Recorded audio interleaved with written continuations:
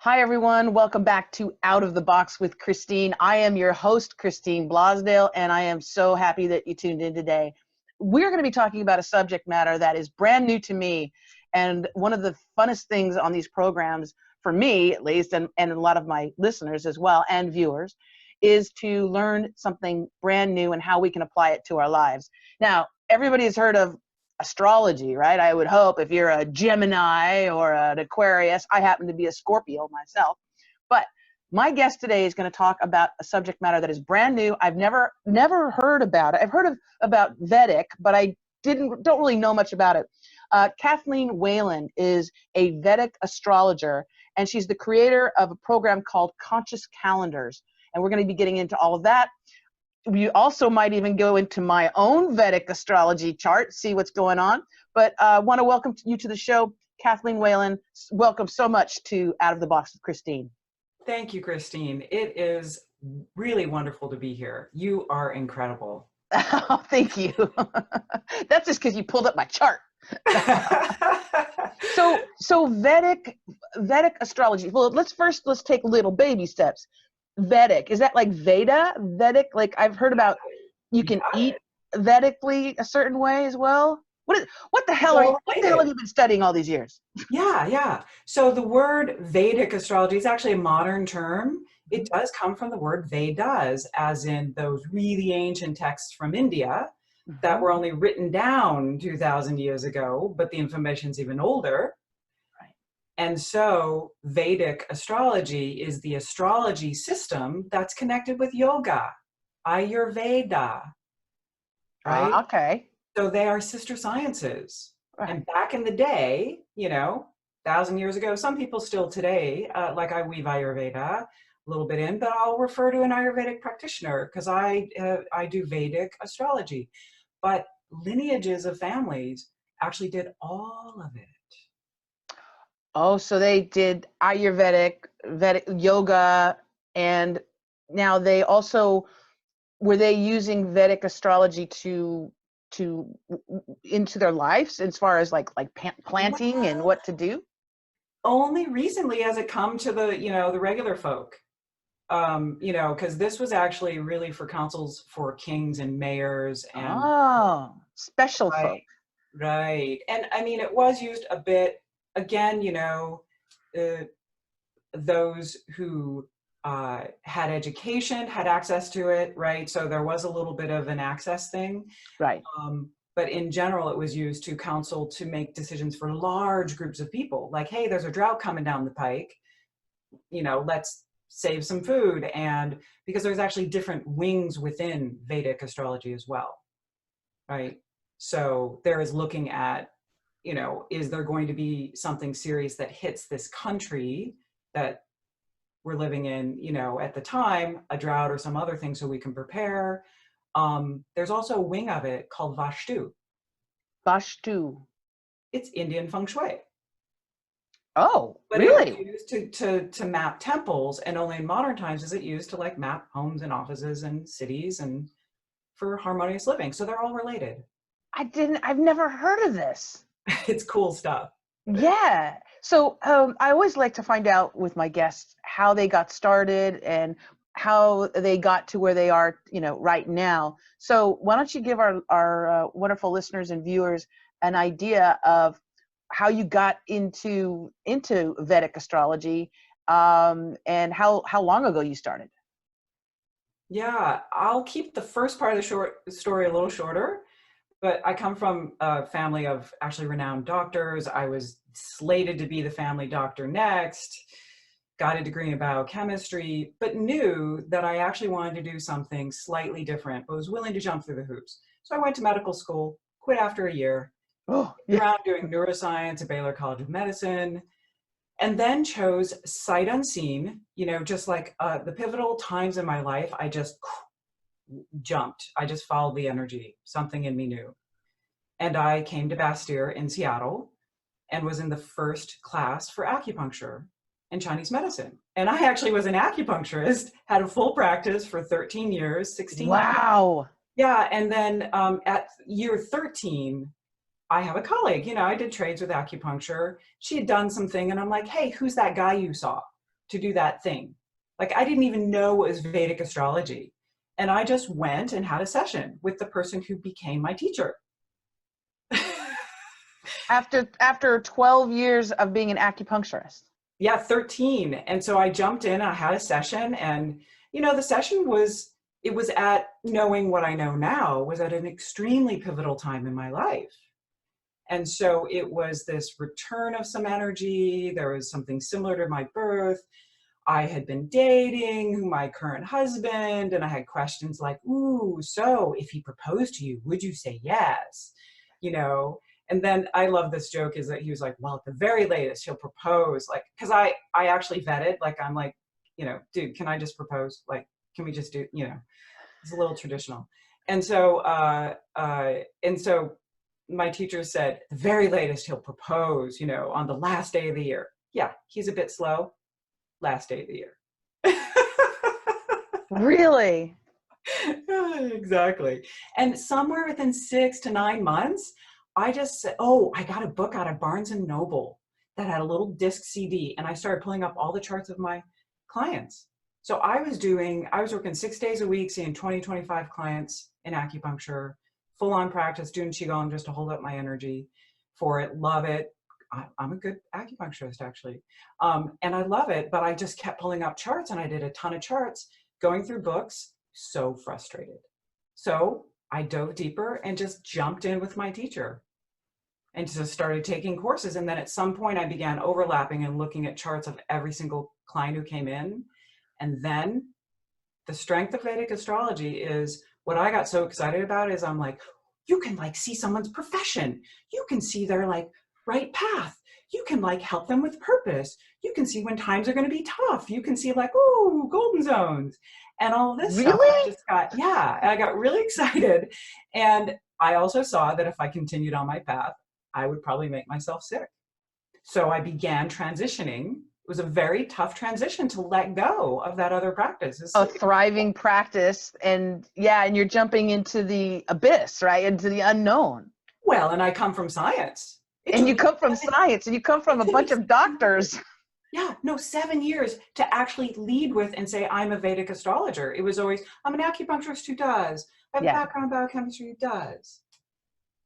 And then you just took the leap fully. Yeah. And how long ago was that when you actually like jumped fully in? Fully in, I'd say 2006, but I began studying with my teacher in 2002. So you have been doing this a very long time. It's called a practice. It's a lifetime thing. Yes, yes. So tell us the basics of how it works. Most people that are watching this or listening to this are familiar with, like I was mentioning, the basic astrology. I don't even know what you call it, if it's Western astrology or Western. Is it Western? Yeah. Yeah. So they're used to saying, well, my sun's sign is XYZ. And some know a little bit more, and they get into it, and they know their sun, moon, rising. They get a chart done of when they came into this field, right? When they were born, where they were born, the time they were born, and the planets were all in a certain alignment or construction, right? When you decided to say, I'm here. So what is with Vedic astrology? You still use the birth date of the person? Yes. So it's birth date and time and location. Okay. And then you get in essence, a star map. But there are many differences, but there are three main differences between Western and Vedic astrology. The first is that actually the moon is the most important, which is related to our consciousness. So it's related to our soul and our consciousness. The moon is? The moon. Interesting. Yeah. So yes, we look at the sun. The sun has to do with vitality, but the sun has to do with the month in which you are born. That's a lot of people. Yes. Right? The moon with the ascendant at the moment of birth can only be in a certain slice of sky for 1 day at a time. And then the ascendant is every 2 hours. So it dials in a different quality. And most importantly, the moon is a more ancient map of the sky. sun signs and solar months came in Caesar's time, right? Right. And it came in, and that's actually a much more masculine energy. The map of the sky related to the moon actually has 27 regions of sky called lunar mansions or nakshatras. And that is actually a more ancient map of the sky, because we as humans looked and went, oh, look, the moon's in a different place each day. And that was the map. And it's actually a little more, you could say, matriarchal, much more feminine, Right. much more ancient.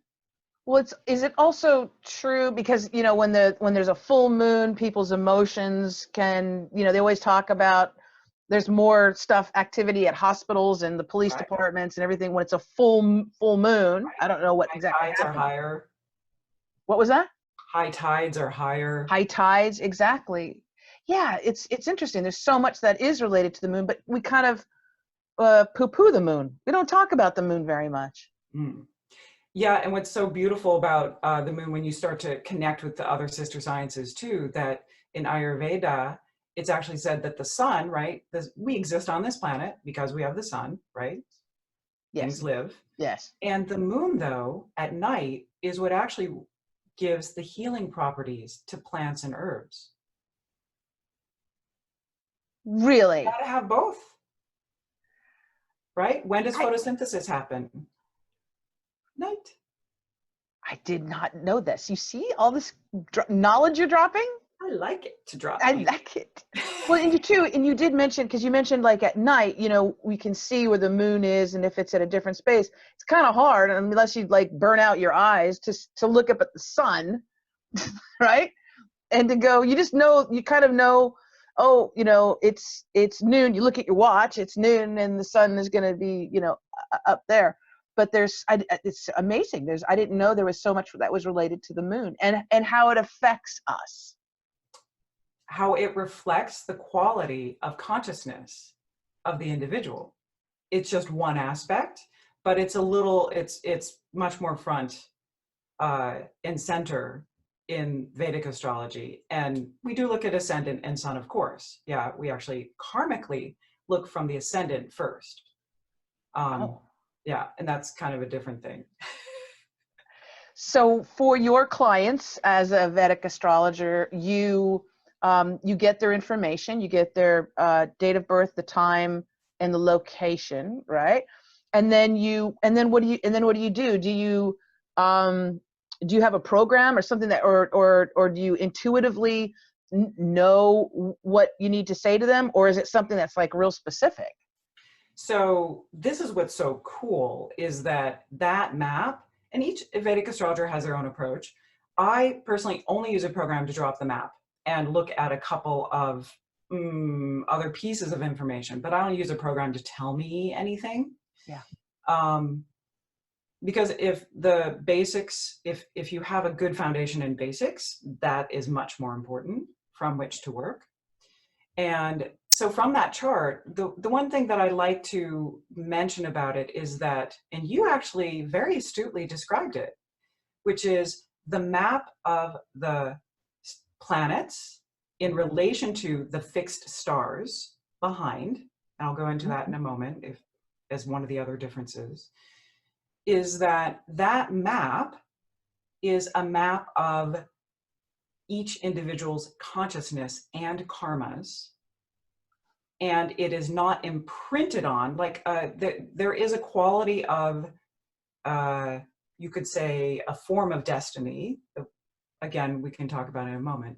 But that map is actually a map of the qualities of consciousness that have been cultivated previously, because we're talking many lifetimes here.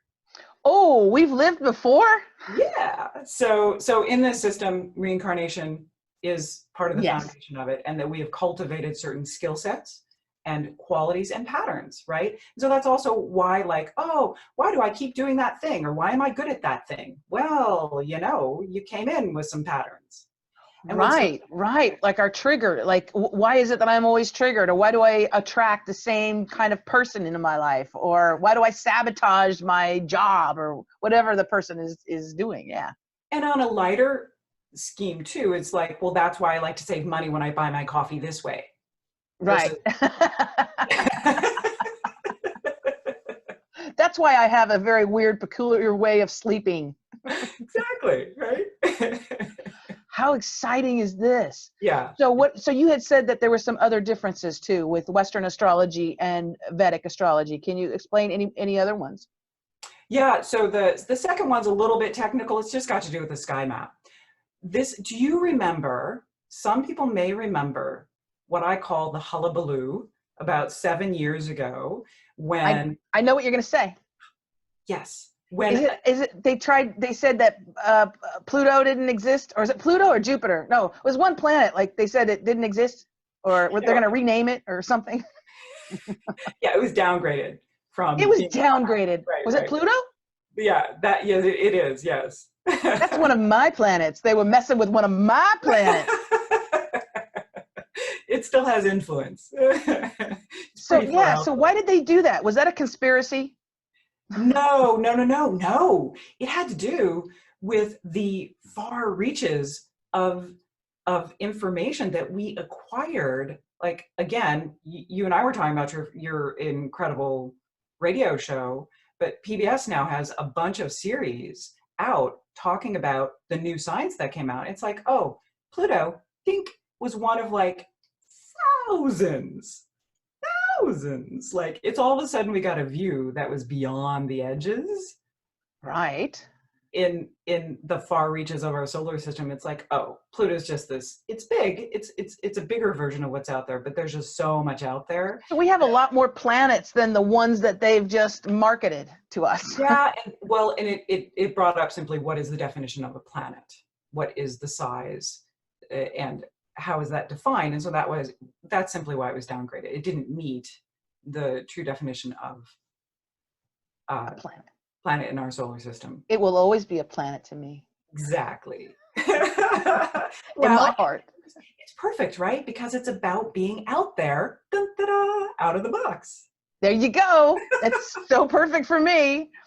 Now, speaking of perfect for me, before we got started, because I'm so intrigued with this, I gave you my information, and this is the first time I have not heard anything. So this will be the first time. If you can give me, and listeners are going to hear it anyway, give me a little bit of an idea of what you see on my Vedic astrology chart. Cool. And I think by looking at it, I can bring in that third element about karmic timing, which Awesome. is, yeah, yeah. That second point was actually not about Pluto. It was just that the sky maps are different. Okay. Yeah. The hullabaloo was your sun sign's not your sun sign. Right. That thing. So in the Vedic system, because the axis of the earth has a wobble, it actually circumscribes a circle that I'm drawing right now in the video. It circumscribes a circle every 26,000 years. So in the wobble, what happens is spring equinox shifts constellations every 1,500 years. So back in the heyday of Western astrology, and when Vedic astrologers were talking to them in Greece and Egypt and all of that 2,000 years ago, the sky maps were the same. Correct. But with the wobble, the sky map has shifted. So the map I use and the map that a sidereal Western astrologer uses are the same, and an astronomer. So you're standing on the earth, you look to the sky and you say Jupiter is there, and that's the actual constellation you see. In Western astrology, as much as I love all the other elements of what it brings and how it helps people, it's not actually where Jupiter is when you stand on the planet looking to the sky. Right. Yeah. So the sky map is different. As a result, I'm going to tell you, your sun is appearing to be in a different constellation. Really? Yeah. Where am I? Shall I share? Do you? Of course. Right on. Here we go. Boom. Up. Should be up. There. Here you are, Christine. So, That's me. yeah. And so the basics are, it is still a basic to start with ascendant, which is simply the constellation that is rising on the ecliptic at the time of your birth. So your ascendant is Libra, connected to Venus, And your sun and moon, you were born on the first lunar day of the lunar cycle. One day after the new moon, and sun and moon are both in Libra. So this right here, and see that Neptune? Yes. Boom, still on the ascendant. What does that mean? Oh, I'm so sorry. So I just wanted to let you know, so your sun sign changed, is Libra. So I'm not a Scorpio? In the Vedic system, no. In the Vedic system, I'm a Libra, which is balance, right? Balance and building community. Look what you do. Oh, yeah. Community, right? And it is about diplomacy, but it's about diplomacy that is about creating something about sort of the sweet connection between people, right? It's this quiet connection. Because when I look at your chart, I'm like, yeah, you're doing all of this outward work, but you know, you've got a lot of qualities of being an introvert. And we'll talk about why you're able to Oh, hell yes. Yeah. I love people, but I don't like to be around them. Right. You got a lot of fire. You can meet people externally. Yes. But your inner qualities are much more introverted. Yes. Yeah. And I do think that, and if it's okay, we'll go to this place. I think you're okay with this. Yes. I do think that you have done a tremendous amount of work in reframing some early life stories around your beauty, your presence, your ability to feel connected in life. Yes. And to feel connected in love with a partner and with friends and family. Yes. Yeah. Because you came into life maybe feeling a little disconnected or had some family stories, you know, around it, or believing that you were a wallflower, but you're not, as we know. No, my wife that I have recently came into my life just in the last few years, has the beautiful thing about that is that's the first person who I actually know saw me, really saw who I was. And for a very long time in the very early parts, and I don't know if other people feel this, maybe I'm sure some others do, but not everybody, but I felt like I was from another planet when I was young. Like I missed home, and even home was not where I was living. Yeah, you didn't know where it was. That's that connection piece. Yes. Yes, right. And so you're a Venus ascendant that has this kind of earlier in life, a wandering sense. And as you come into your maturity, and especially with partner, it's literally partner that helped you recognize and feel both at home, but also recognize yourself and allowed yourself to be even more you. Boom.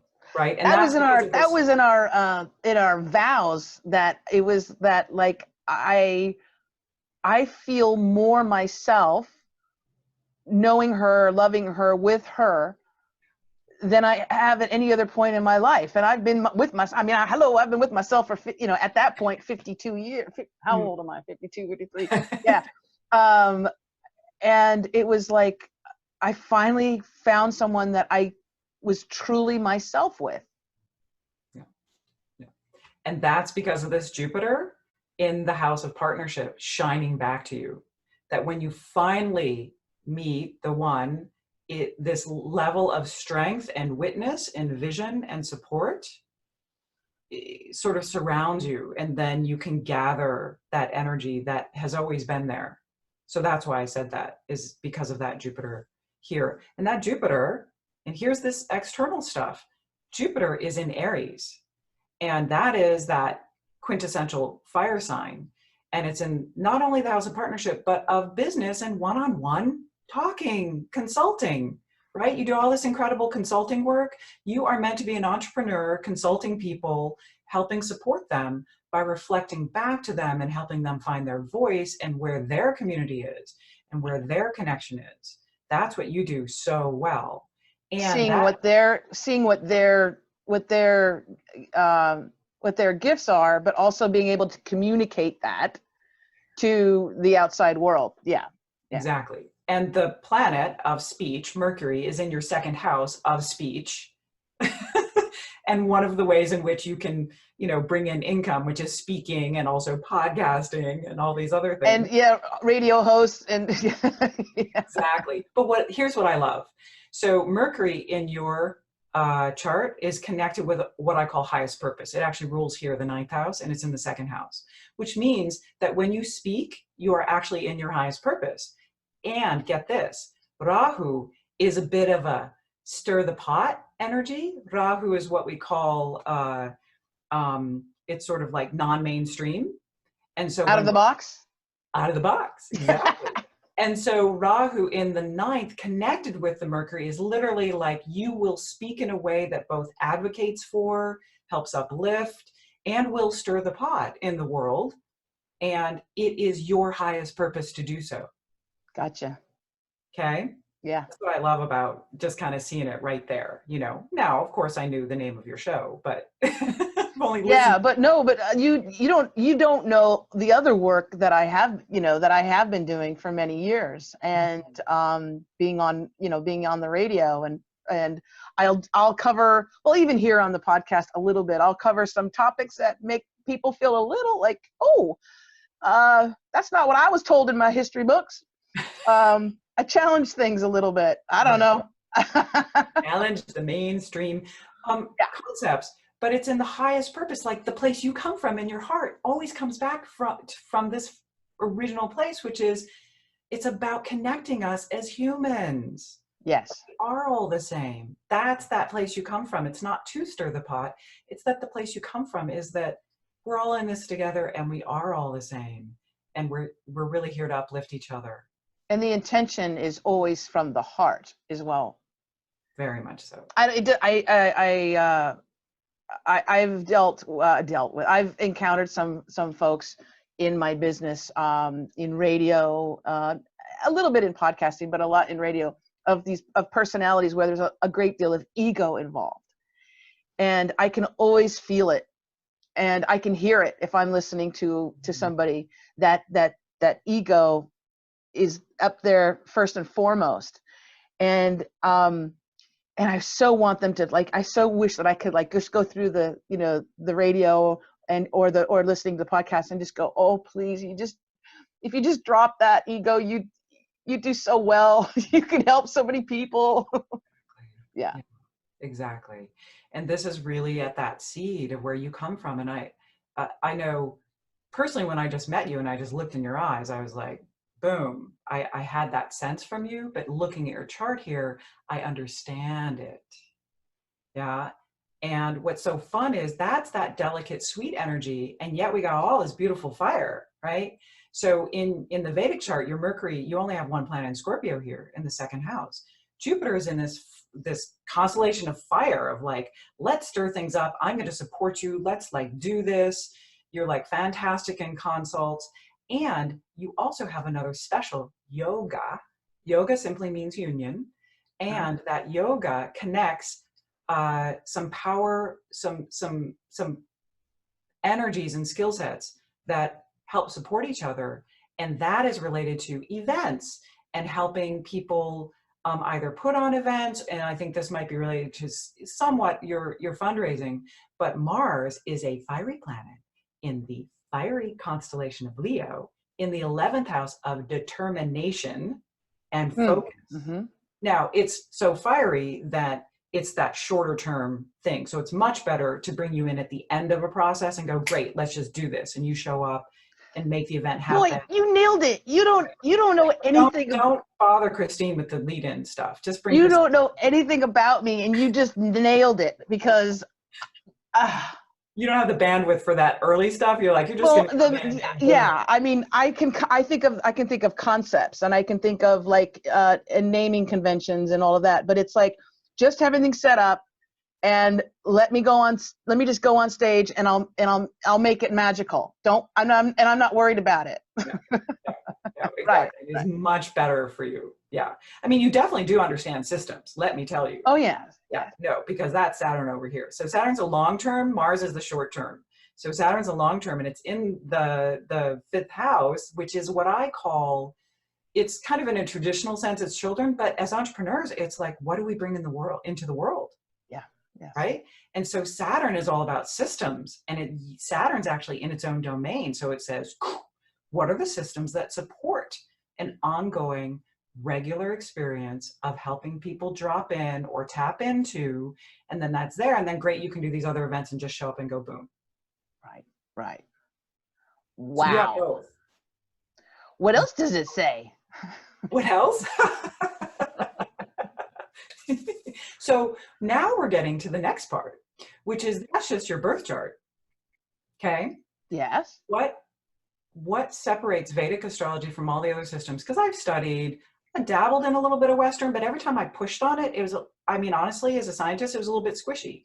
So, and so in the Vedic astrology, even though each Vedic astrologer may not exactly agree, there's supposedly a curse that has us not agreeing. That we can definitively say there's this other thing which is called karmic timing. So there's the birth chart, and at this time on the planet, every human being, when they're born, has a 120-year planetary cycle. And the 120 years, bones last 120 years, right? Right. So the planetary cycle lights up the karmas and consciousness and focus or desires at different times in our life. So, for instance, you are currently almost at the end of a 7-year K2 cycle, and K2 is about spiritual inquiry. So you've actually been doing this. I don't know how long you've had the podcast, but I think you actually were pulled into a different type of spiritual inquiry on your path that also connects directly with your highest purpose. Approximately, give or take, mid 2014. And we are almost at the end of this 7-year cycle. And what it does is it lights up that part of your chart and your consciousness. And then by transit, we take a look at where the eclipses are. And lo and behold, right, you mentioned a little bit about your age, but you're actually at a rite of passage right now. The eclipse patterns are someplace for every person when they're born, and they're there for about 18 months. It simply means, all the eclipses for 18 months, every 6 months, will occur in 2 constellations, roughly. So when you were born, the eclipses every 6 months were simply occurring in Sagittarius and Gemini. And guess what?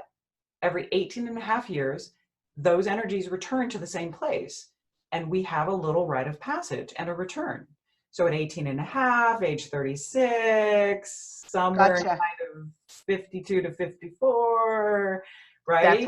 That's where I'm at. Yeah. Boom. And so it's a rite of passage. So for you, you are running a cycle that is pulling you into spiritual inquiry and almost like the world of how creativity is developed and how communication is developed in a new way.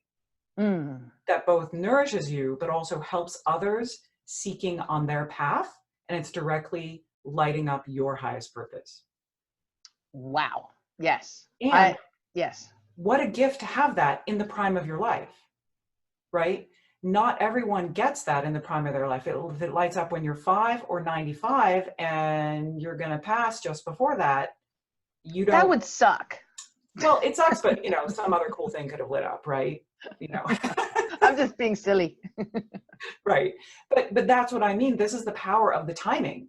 So that at the moment of someone's birth, we can look ahead and go, in the prime of your life, you're going to actually be at this place in spiritual inquiry, helping others with their spiritual inquiry and helping them tap into their unique form of creativity and tapping into passion and purpose and fire. Because again, we got K2 and fire. Fire. Right? Yeah. And then you're about to go into a 20-year Venus cycle, which is going to bring in kind of a different flavor. And I actually think the community work will take on a slightly different flavor, but it's not like a light switch. It doesn't like go boom. It sort of morphs. Yeah, it begins a little bit before the Venus cycle and a couple of years into it, but it is your cycle because you're actually a Venus ascendant. You're Venusian. I'm a what? Venusian. Venusian. isn't Venus like, is it that about love? Isn't that supposed to be related to love?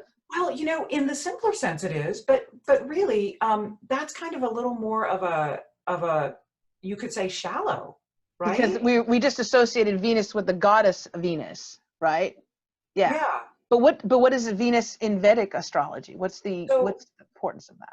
when we talk about vibrations, so Venus on kind of that, more romantic level, sure, it's about love, and romance, but at the higher level, Venus is about connection, Hmm. feeling connected with all of life from our highest self, but it's about connecting heart to heart, human to human, and feeling connected with the universe, with others. Wow. Venus is the highest vibration, right? See how romantic love kind of pales in that? Like, yes, we Yes. want you to have that and we're happy you have it. And there's this other, It's truly a connecting, higher love. it's connecting, it can be through the heart space, but it's connecting throughout with all of humanity as well, Yes. right? And Right. beyond, having a sense of connection and a place in the universe, really. Right. And that we are all connected. So it can get very metaphysical. This is cool. I see why you've been studying this. Now, you had mentioned a little bit. You had mentioned we had said something about past lives, right? And it's my belief that yes, that I really feel that I've been here many times. I feel like I've been a man, I've been a woman, I've been a man, been a woman, been a little kid, all of that. But you had also dropped the word karma, and I wanted to know if you could talk about karma and recurring lives or lifetimes to our listeners a little bit, because for some people this is brand new to them. Mm. Mm-hmm. Yeah. What I'm about to say, I'm going to try and keep at a usable level, right? Because I could go off on a lot of theories, but I'm what I really like is for people to be able to use information. Yeah. So karma, the word itself, comes from the system, and it simply means action, to do,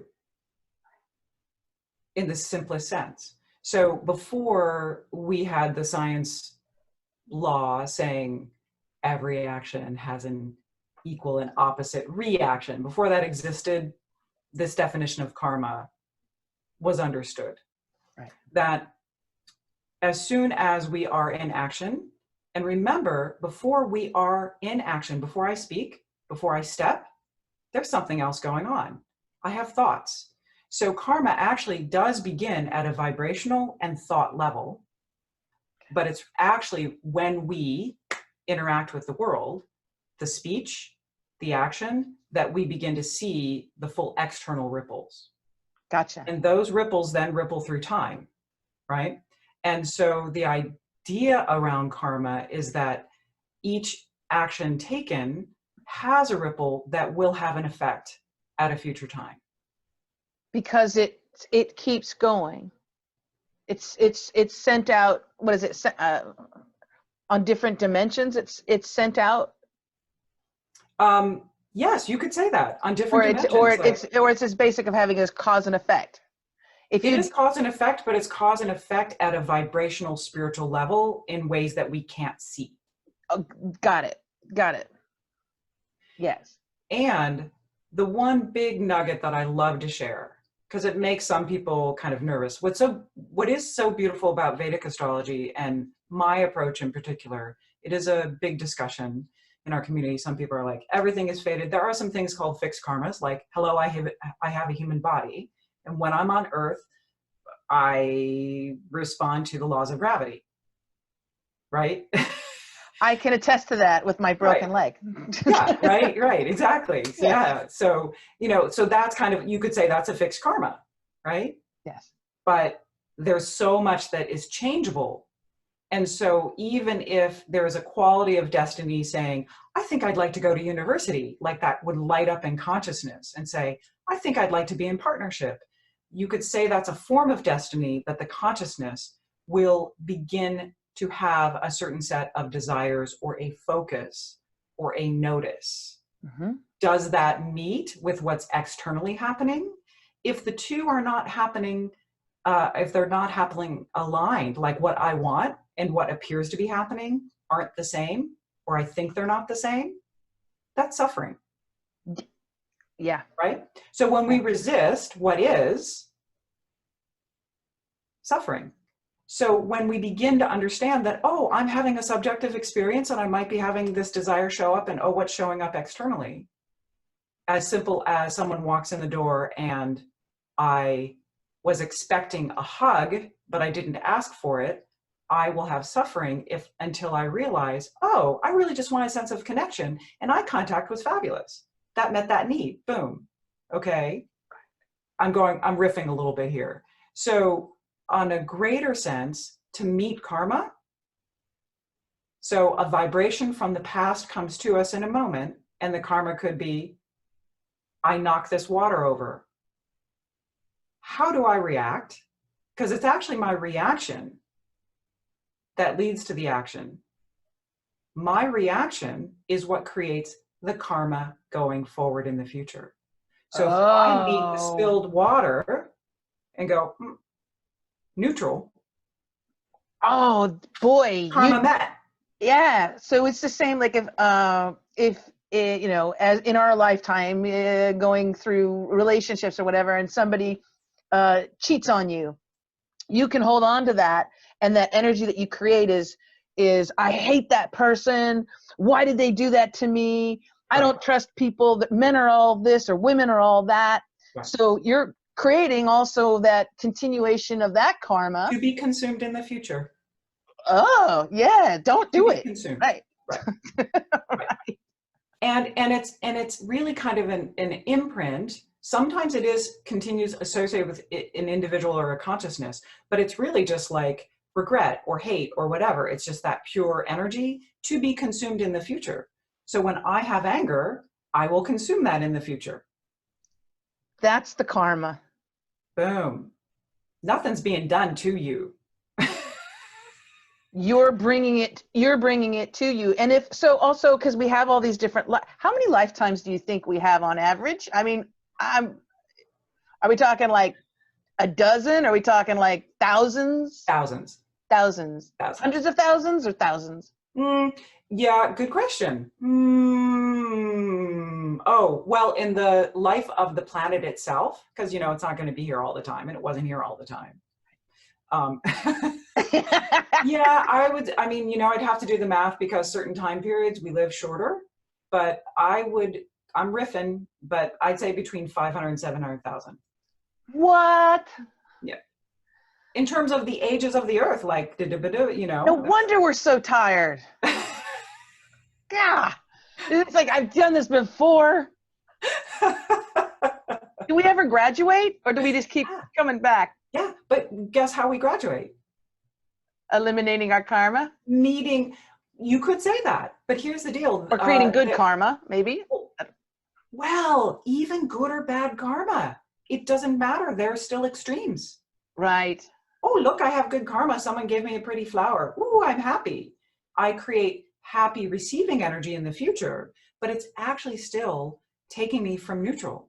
It's taking me from the center. Yeah. Right. Yeah.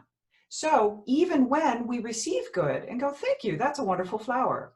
Met, great, here's the flower. Right? You can just go, great, and enjoy it, because we actually, you know, like pleasure, desire and pleasure is actually one of the things we are supposed to meet. So I'm not like saying we're supposed to be all like total monks, you know, right? Because that's actually like meeting it is part of the play of, you know, being on the planet. Of being in the human form. Right. Yeah. Because we get to touch and smell and kiss and all of that. Exactly. Right. Right. Yeah. Eating incredible food, experiencing gorgeous sunsets, all of that. We are meant to experience those things. It's just, what do we do with that after we've experienced it? Are we sad and feeling lacking after we've had the beautiful thing? Right. Or do we want more? Oh my gosh, I could talk to you forever. We don't have too much time left, but I wanted to let people know, first of all, you do this for your clients, right? You can do their Vedic astrology and their chart and work with them on very important things. But you have something very cool that is available now to people in the public, so you don't have to be with them all the time, every single day. But you have something very cool. It's called the Conscious Calendar. Let our listeners and viewers know what the Conscious Calendar is. I think this is great. It's a great idea. I feel so lucky because Conscious Calendars was blossomed out of the fact that a friend was sending me a lot of people, and some of them we were having a hard time meeting or whatever. I'm like, you know what? I'm helping a ton of entrepreneurs. I'm helping a ton of people with timing in their life. Let's create this thing that people can interact with, because one of the branches of Vedic astrology is literally what's called electional astrology, or timing. So there's a time to pour a foundation to a house. There's a time that's supported for marriage. There's a time to, go for your PhD. There's a time to begin things, right? You want to prepare soil, want to plant seeds, and then you still have to tend the soil.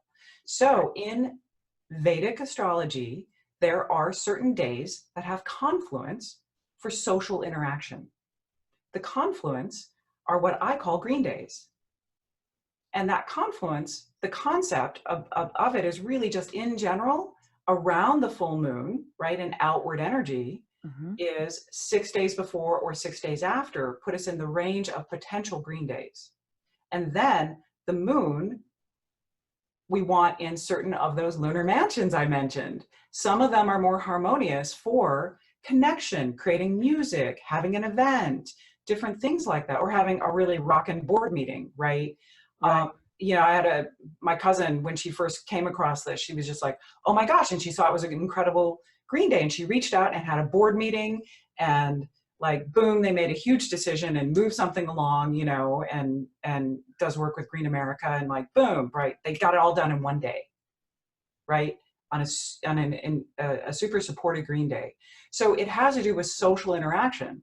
So each person gets to consciously interact with the energy of the day again. Remember, to reduce suffering, when we act in resonance with what is, there's less friction. We go with it. Right. So green days aren't necessarily sit back and be passive and, have somebody bring me candy. It is a day in which social interaction. So if I'm an entrepreneur, I'm going to send a newsletter. I'm going to do a video. I'm going to record my podcast.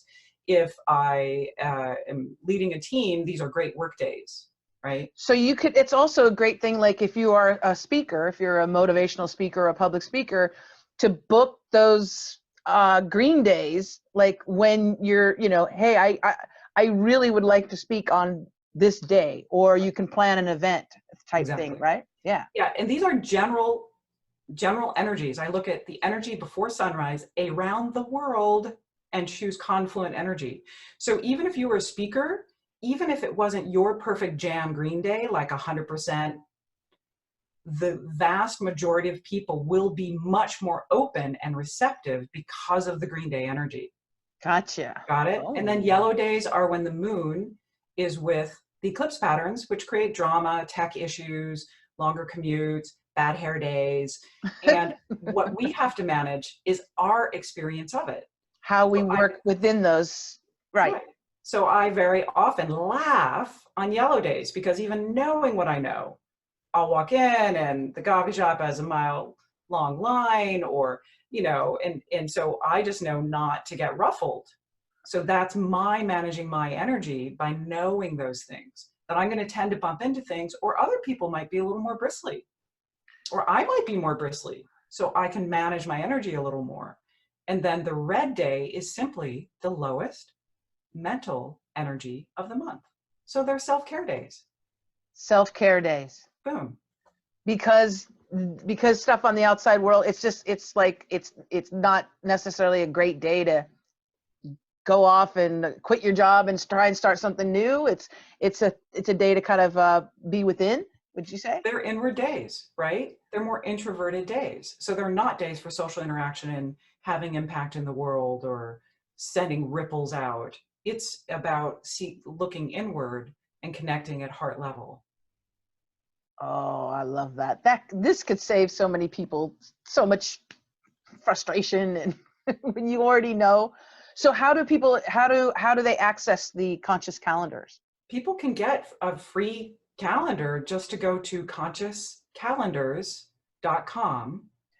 And when they sign up, we send them access to the current month free plus one more month, because I love to be generous and test it out, see what you think. Wow. So people can actually test it out, see how for a month, right? So they can actually see where they're at, if they've got stuff that they want to plan, big events and things like that. Maybe they want to get married. You want to make sure you go on do it on a green day. Don't do it on a red day or yellow day, because then the cake's not going to arrive, and that Auntie Susan is going to get hammered, fall into the pool. Yeah. Exactly. Right. The marriage could still be fine, but the wedding itself might have had some exactly. This is great. So it's at consciouscalendars.com, right? Exactly. Okay. We'll make sure that we have all the information and the video in the notes of the video, but also on the screen, and also links to it throughout with the podcast, the audio version as well. And if people want to, if they want more, if they love the conscious calendars, but they also want to work with you, how do they get in touch with you? All of that access is on the site. So there's a coaching tab, and there's a drop down to have a session with me, and the calendars themselves, you can also click through, and if people want to subscribe, then there's quarterly access. So you always get the first month free plus 3 months look ahead. And that's, quarterly $37, and the annual folk get to see a year ahead. Ah. Plus other videos. I give tips for new and full moon, but also, again, more resonance, health tips related to Chinese medicine and Ayurveda, and other information that overlays all of that. So it's really a lot of information that you're giving people too, not just the calendars and all of that as well. Mm-hmm. Oh, I am so happy. I'm so happy that I met you and asked that big question, what the heck is Vedic astrology? Because now I know a little bit more, and I'll be definitely, and the reading, on my chart, thank you so much, because that it really solidified a lot of what I have been going through these last 54 years.